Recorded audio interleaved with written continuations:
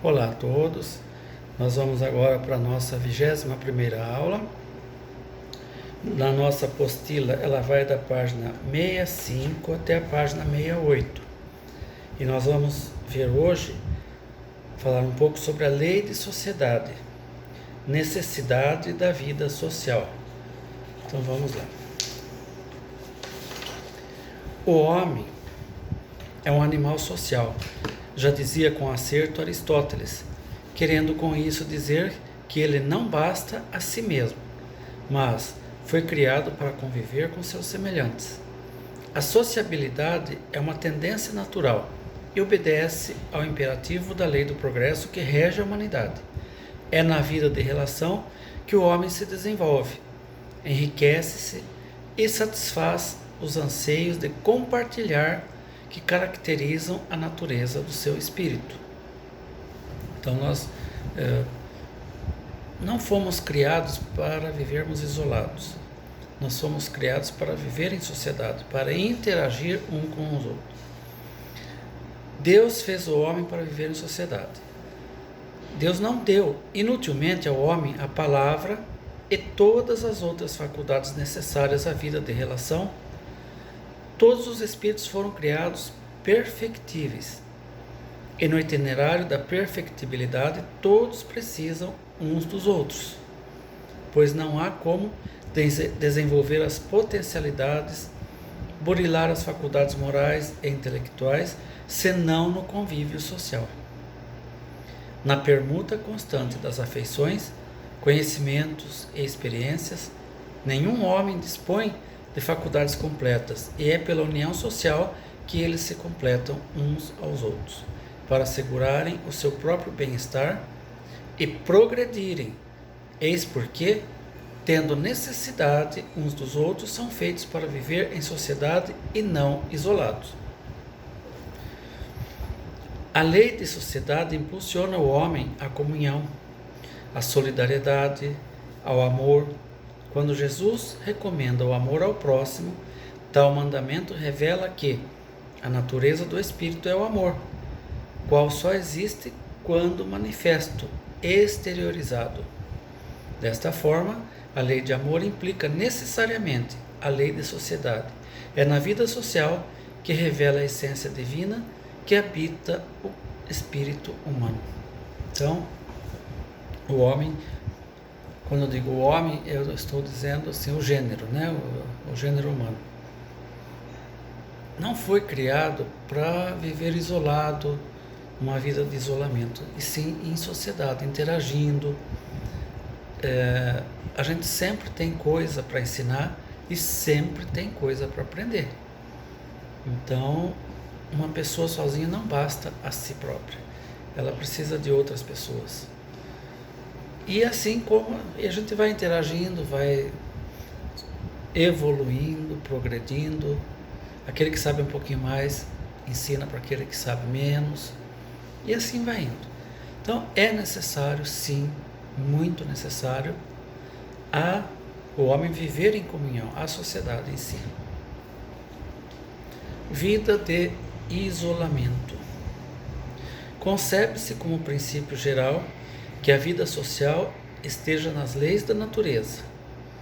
No entanto, mesmo que o homem encontre satisfação na vida de isolamento, não pode viver uma consciência feliz aquele que não é útil a ninguém, que vive para si mesmo tão somente, sem concorrer para o bem-estar da sociedade. Aqueles que vivem em reclusão absoluta para fugirem ao contato pernicioso do mundo estão assumindo, na verdade, uma atitude de egoísmo. E mesmo aquele que se isola com o fim de expiar faltas, também incide em erro, de vez que o isolamento faz a pessoa cair em outro mal, o da omissão, pois deixa de praticar a lei do amor e da caridade.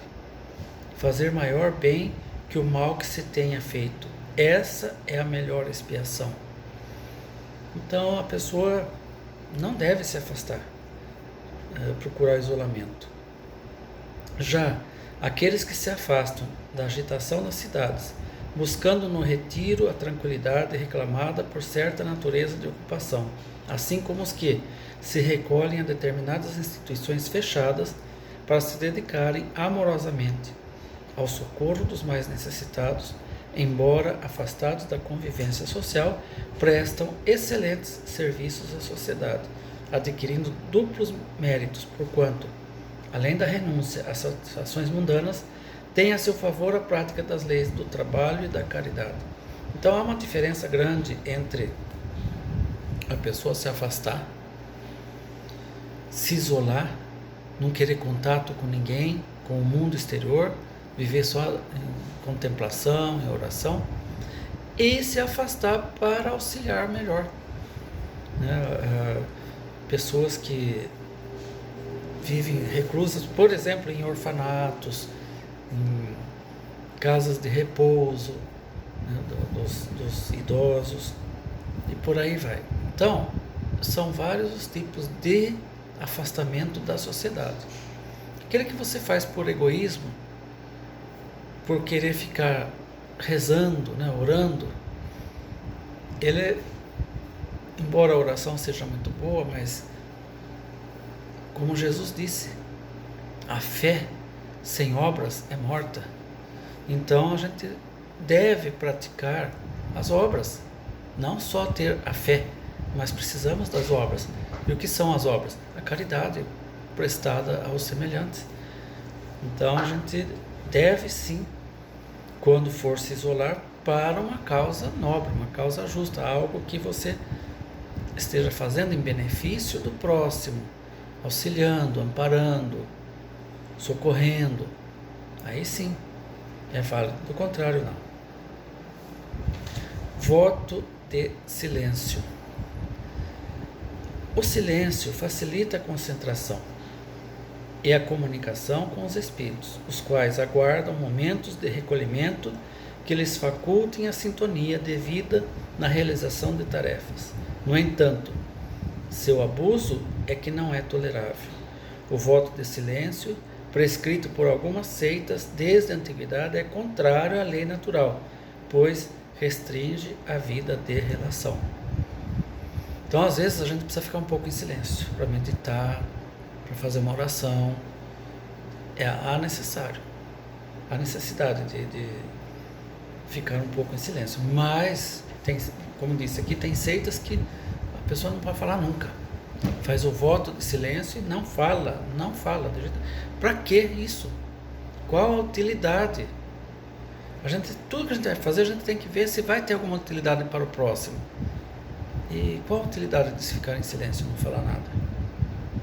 Aqueles que se submetem a estas privações voluntárias, embora tenham boa intenção, sempre têm seu mérito, embora compreendam as leis de Deus. O voto de silêncio absoluto, da mesma maneira que o voto de isolamento, priva o homem das relações sociais que podem fornecer as ocasiões de fazer o bem e de cumprir a lei de progresso. Então a gente tem que, como eu disse, tem que estar sempre visando o bem do próximo, a prática da caridade. Do contrário, não é válido. Na verdade, sabe-se que Jesus, um modelo para a humanidade, nunca evitou a convivência com as criaturas boas ou más. Ao contrário, viveu no mundo procurando valorizar todas as oportunidades de ser útil, de trabalhar, amar e servir.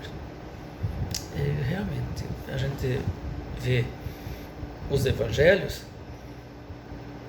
e a gente vê que Jesus nunca perdeu uma oportunidade, por menor que fosse, para dar os seus ensinamentos. Então ele é o modelo a ser seguido. Laços de família.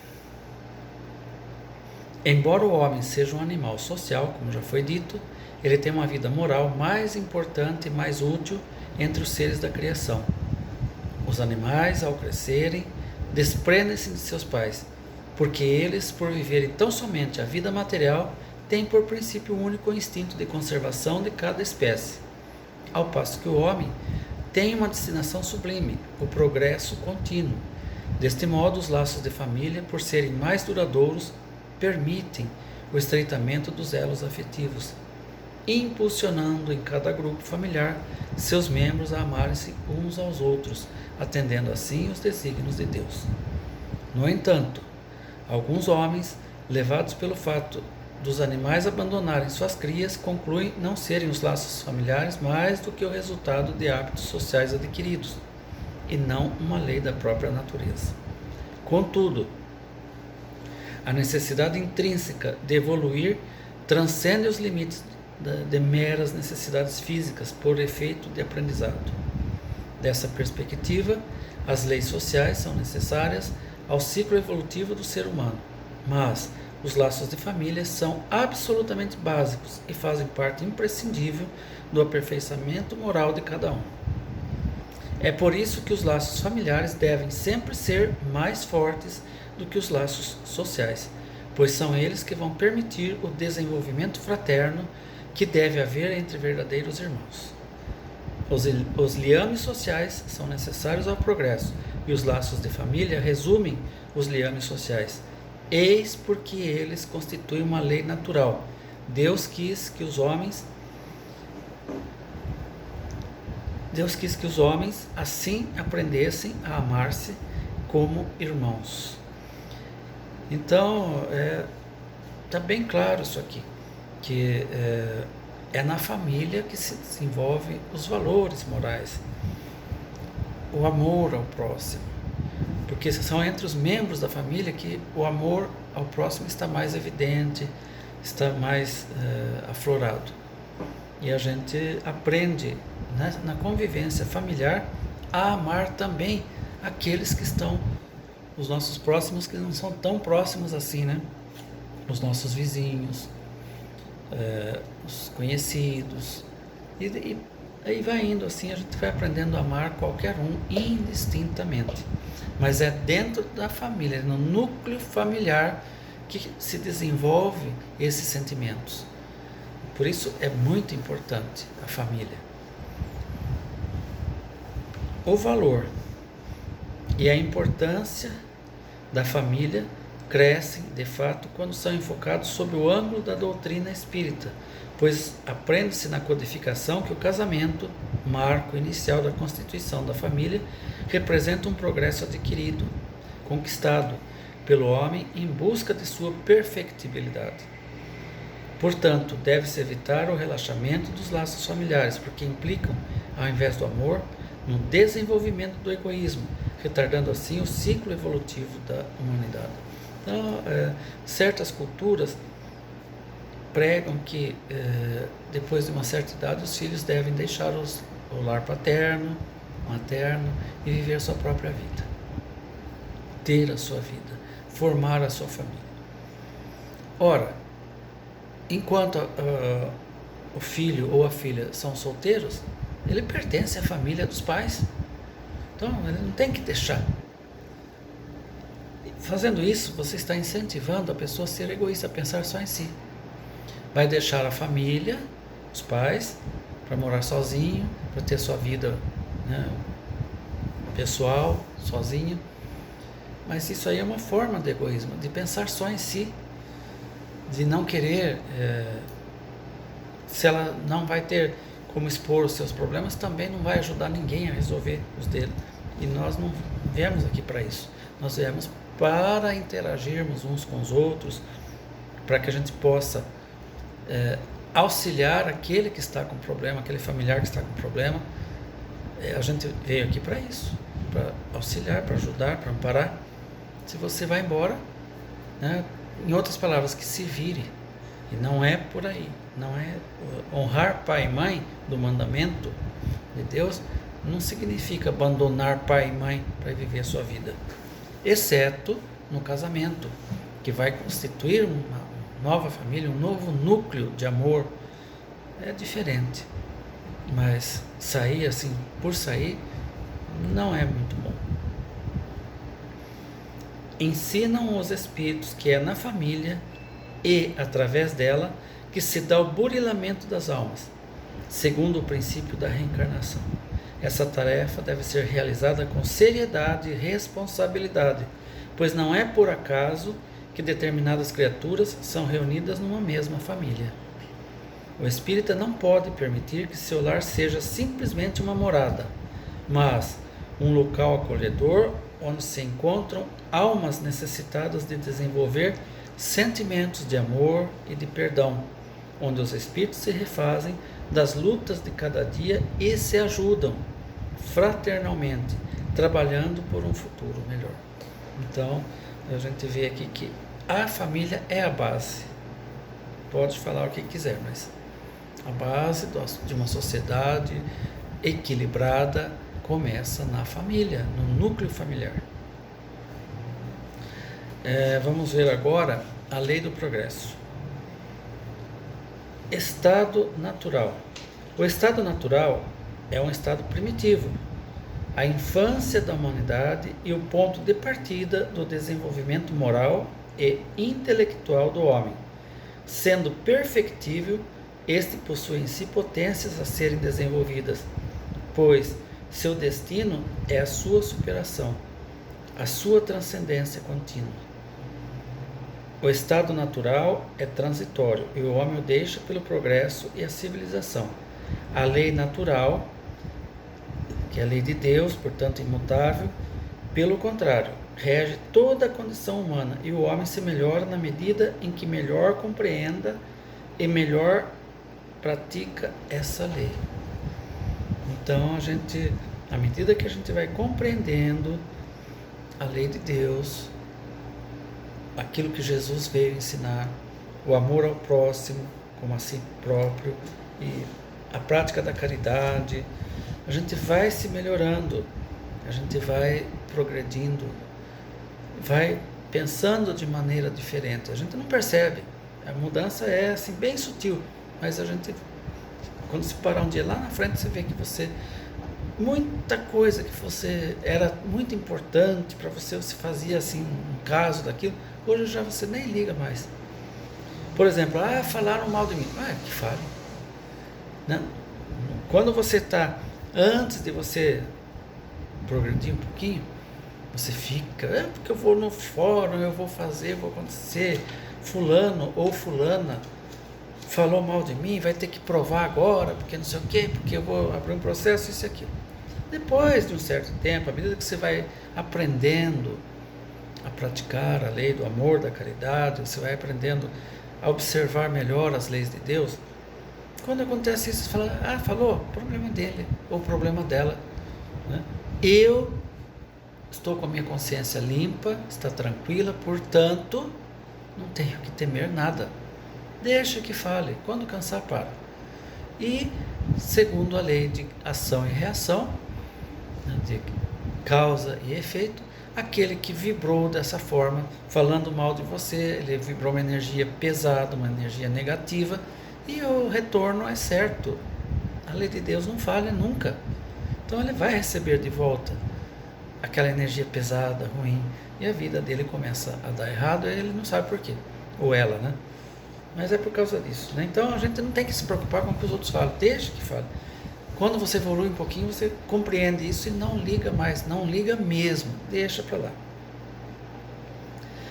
Esse progresso consiste na acumulação de experiências incessantes que se apresentam à sua bagagem espiritual, pois ele deve progredir sem cessar e não pode voltar ao estado da infância, de infância.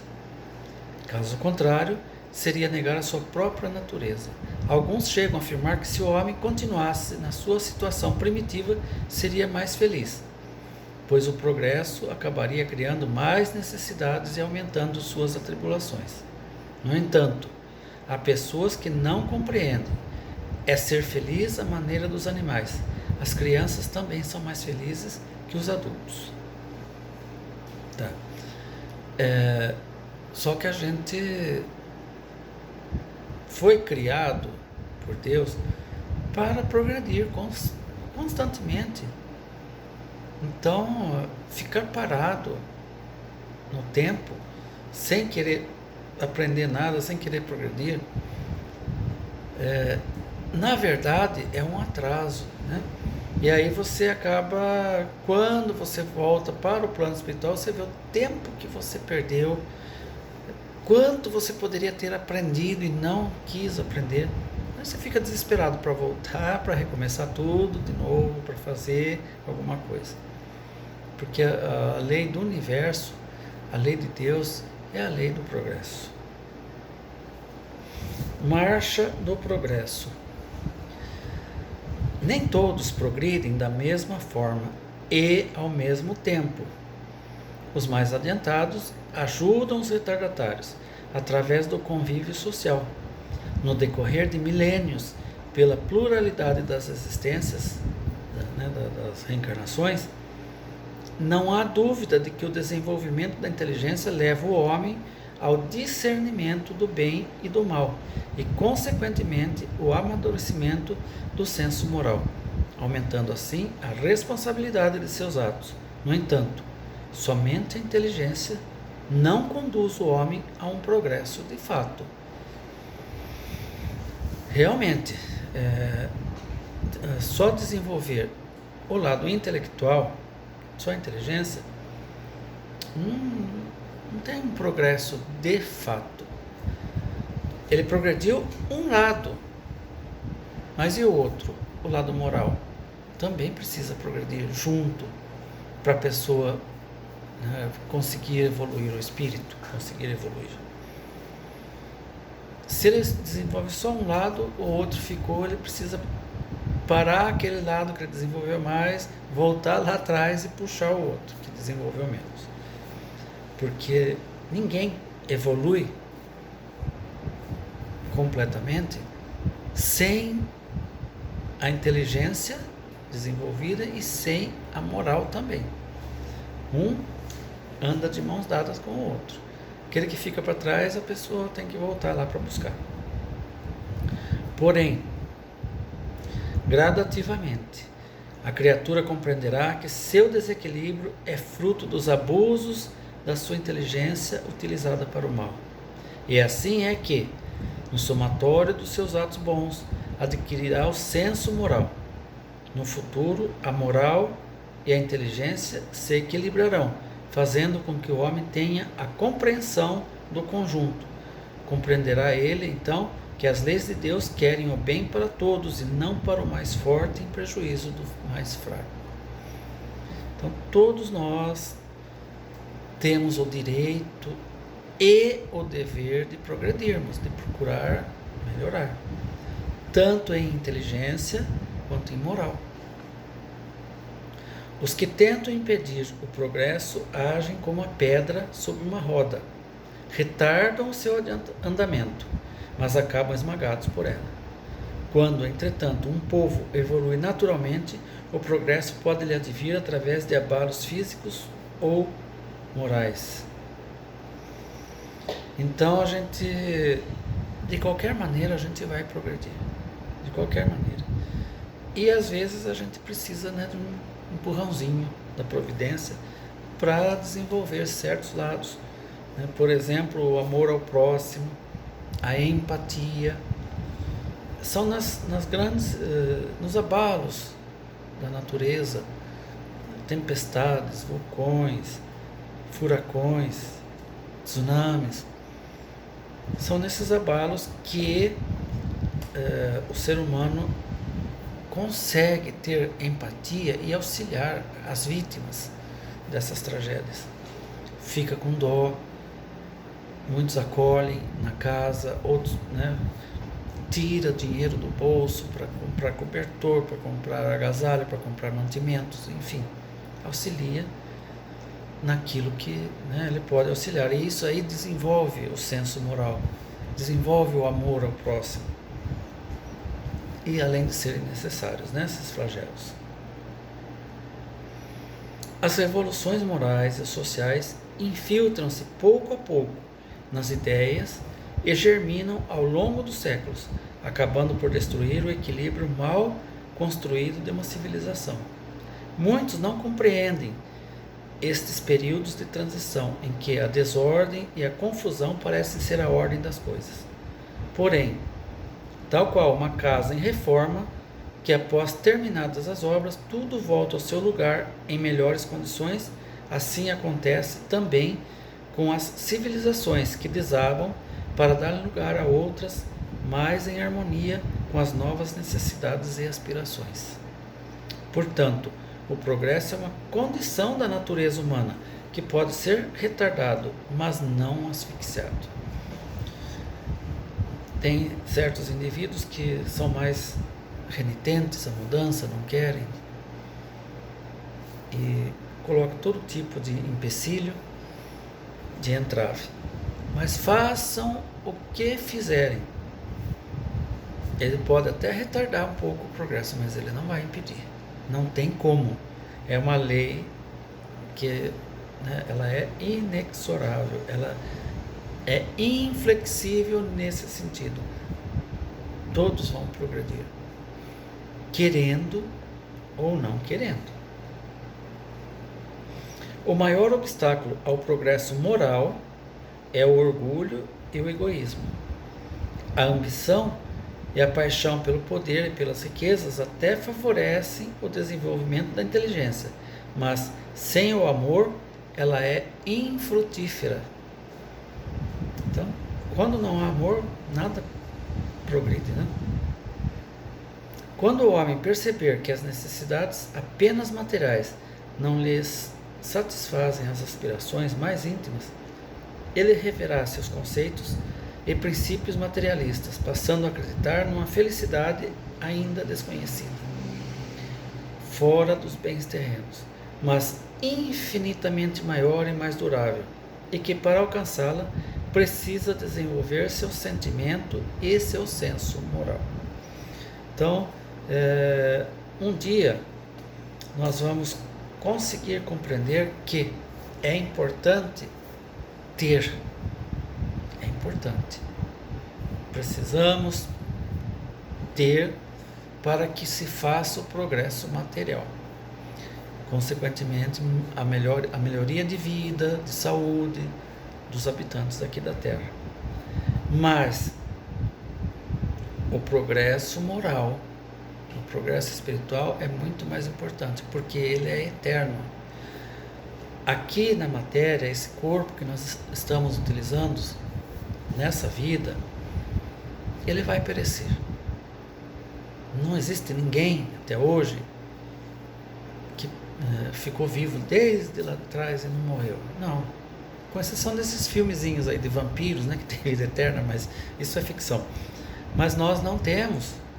O nosso corpo é perecível. A gente, depois de um tempo, ele envelhece, as células já não conseguem se renovar mais, já vai ficando um fardo demais para nós, espíritos. A gente já não consegue mais carregar esse corpo e a gente acaba abandonando ele, porque não tem jeito mais de carregar, né? É um fardo muito pesado. E a gente vai, depois, em busca de uma reencarnação, começar num corpo novo, de onde a gente parou. E o progresso moral, ele nos acompanha, onde a gente for, como encarnado, como desencarnado, não importa, ele é nosso, ele nos acompanha.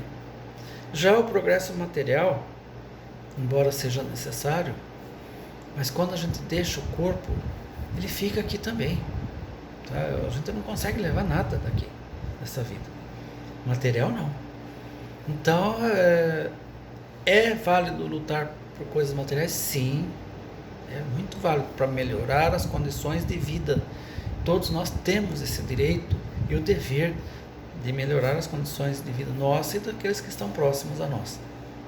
Mas tendo a consciência que tudo aquilo que nós angariarmos, que seja material, vai ficar aqui na matéria. Não levamos nada. E depois que nós deixamos o corpo, também não tem mais como usufruir disso. É coisa material, a gente não vai precisar mais disso. Só temos aquilo que fizemos de bem, de caridade, de amor ao próximo. Isso sim é nosso. O progresso moral, esse vai com a gente, onde a gente for. Então é isso aí, pessoal. A aula de hoje termina aqui. E a próxima aula será a aula 22. E o título será Povos degenerados civilização. Uma aula muito boa. Então, até lá, meus amigos. Um abraço.